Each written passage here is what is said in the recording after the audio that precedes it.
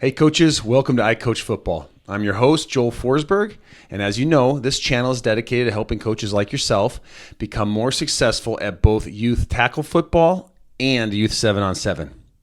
Well, here we are, full swing, middle of the season, 7-on-7.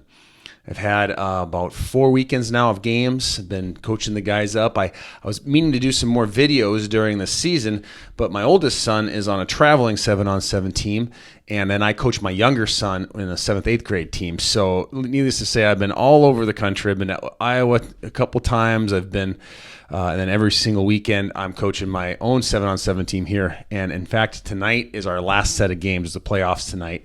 We had a pretty good season. Had a lot of kids. I don't know if you guys get this, where you have a lot of kids that play other sports, and that can be frustrating.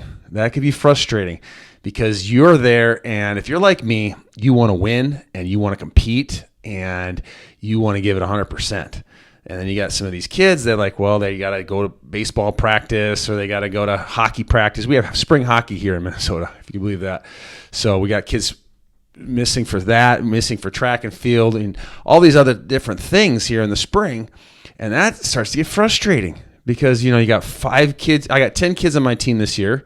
I think most of the time I've had 7 to 8 kids. A couple practices we had 5 kids and 6 kids, and we've never had the full team. Like we've had the whole full team twice. I have 2 practices a week for the last 5 weeks, and they've never been able to get the full team there. That's frustrating, isn't it? Coaches, you know what I'm talking about.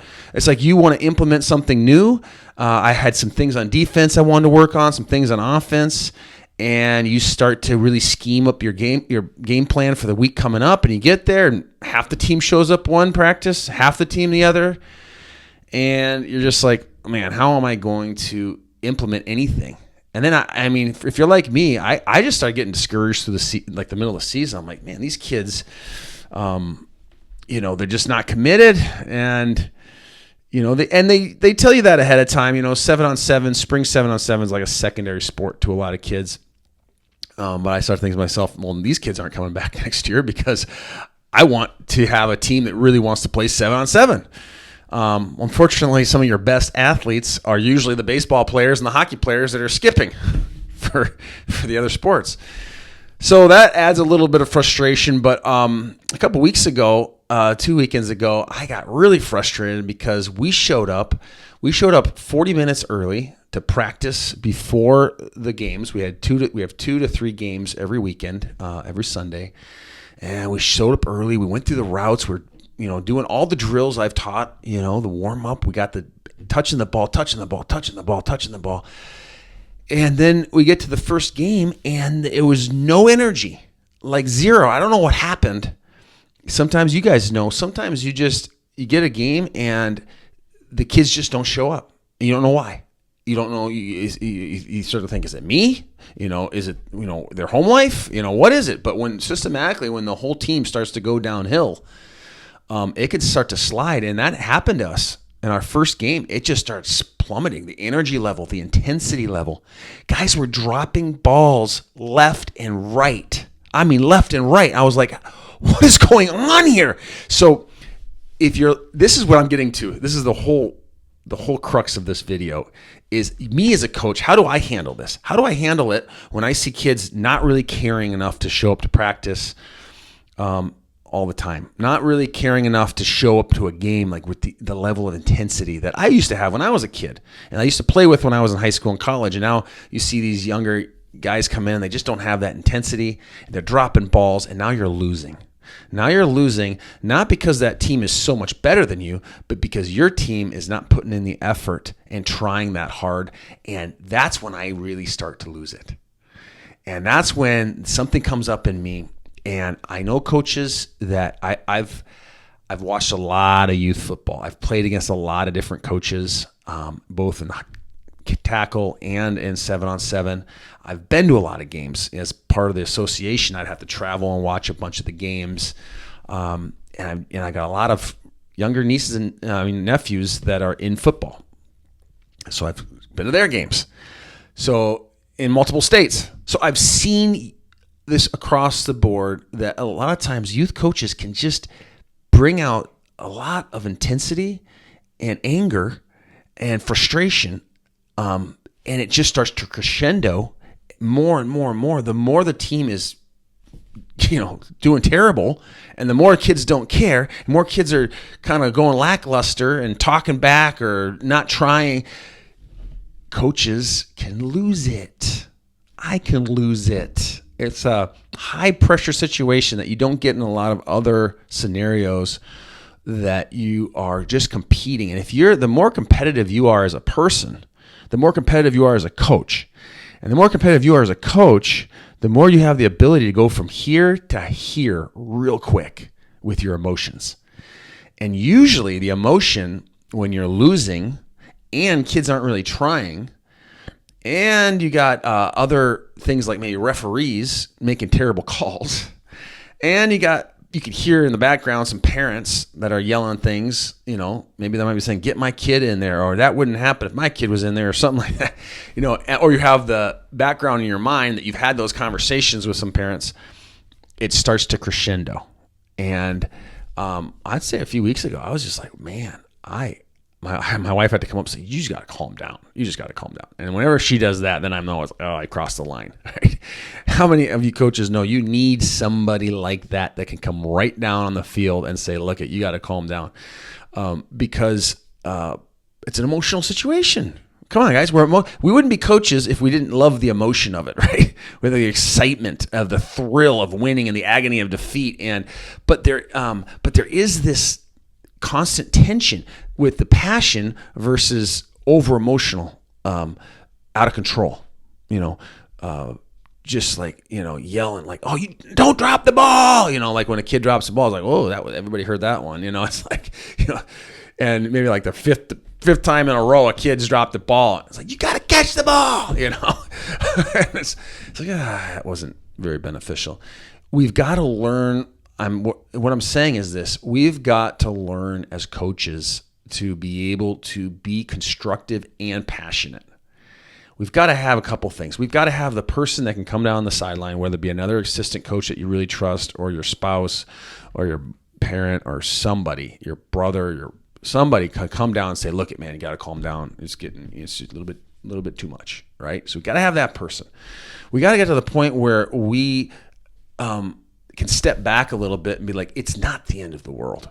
I know it feels like it at the time because you put so much effort. I mean, if you're like me, you've schemed for hours, and it doesn't matter if it's youth football. You put in your time, you put in your homework, you're watching these videos, you're watching other videos, and you want to put your team in a position to win. And then you get these kids that kind of come out and like, I don't know, coach, I didn't even know there was a new play. I'm like, I sent it out in a video and an email, and I talked to everybody about it. Like, oh, that's not the right, that's your right, that's your left. You start to get in those scenarios where it gets frustrating. And if we can't, as coaches, just kind of take a step back and say, look, we might be the most intense person on the field, and they might never get there. These younger guys we were coaching, they might never get to that intensity level. Right? There might be a couple, but there might be some that just aren't, and they're not gonna get there. And the more we yell at them, the more we kind of try to get in their face and stuff, they're just not going to get there. And so, do we beat a dead horse in the mouth? It's an old term. It's like if it's not going to move, and he's not going to move from that point, it doesn't do us any good to continue to beat him up or push him or drive him or try to motivate him. It's just not going to happen. And we got to be able to back off a little bit and say, okay, this is where this kid's going to be, and he's going to stay there, and I just got to be okay with that. And that's a hard thing for me to wrestle with, because I've always been under the impression that every kid can get to that level. And I like to believe that. But the fact is, not all kids can. Not all kids are made to play football. And they don't usually figure that out until maybe 9th, 10th grade or something like that. So you might get them at the younger grades, and they're just not going to be a football player. But you still got to coach them, and you still need them. They're on your roster, and they might be the biggest kid on your team and the strongest kid, but maybe in his mind, he's not there. Maybe his personality is not there, but you still got to coach him. And you got to coach him in where he needs to be coached, right? So we've got to slow down. We got to be able to come back a little bit and not try to get every kid to go with us there. And it's not life or death if you lose the game. And we need our example as men of character who can hold on to our own emotions, hold on to our own, have the strength just to discipline our own emotions, basically. Have the strength to not lose our cool or lose our temper.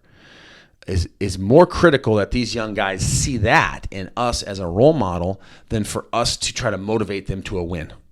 It is so much more important.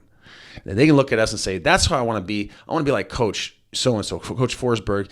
He's passionate, but he doesn't lose his temper. He doesn't lose his cool. He's got character. He cares about us. He cares about me more than he cares about winning. And that's what we want them to see. And so I just want to encourage you guys. That's why I made this video. You're not alone. You're not I know you're going to, I know every coach who is watching this and can identify has had that time you got home like, man, I just lost it. And then you say to yourself, man, I shouldn't be coaching. I don't have it. I can't control my tongue. I can't control my temper. And, you get down on yourself. Don't get down on yourself. Just recognize that there's some things about you that you need to change, and just get the help in changing them, and listen to the other people around you. Listen to other assistant coaches. Listen to your spouse. Listen to your friends, and slowly go through the journey of just making yourself a better person so that you become a better coach. Okay, so that's all I'm doing with this video, is just trying to encourage you. You're not alone. I mean, it was 2 weeks ago. I pretty much lost it, and I'm like, wow, I did not want to lose it. I've been doing really good about I have a podcast. I tell coaches how to coach. So it's like, but we're human, right? We're human. We lose our temper, and we're in a high pressure situation. And guess what? We got to do the same thing we tell our players, right? You're gonna have to dust it off, and then just go back to the drawing board and start over again next time, right? And so so this last weekend, it was much bit better. I still had the intensity, but I was able to keep it down here a little bit. I wish I made some more videos during the season. There's a lot of things I wanted to make videos on. But like I said, I've been just so busy between traveling and work. My business season, I have a seasonal company, just started up. So I will be making some more videos as time goes on here. I do have some video ideas that I've developed over the course of the season. That B option, guys, the B option works. We've been killing teams with the B option. So much so that last week they brought down 2 guys. They brought down a sniffer, so they had one high safety, and then we started killing them with those corner routes.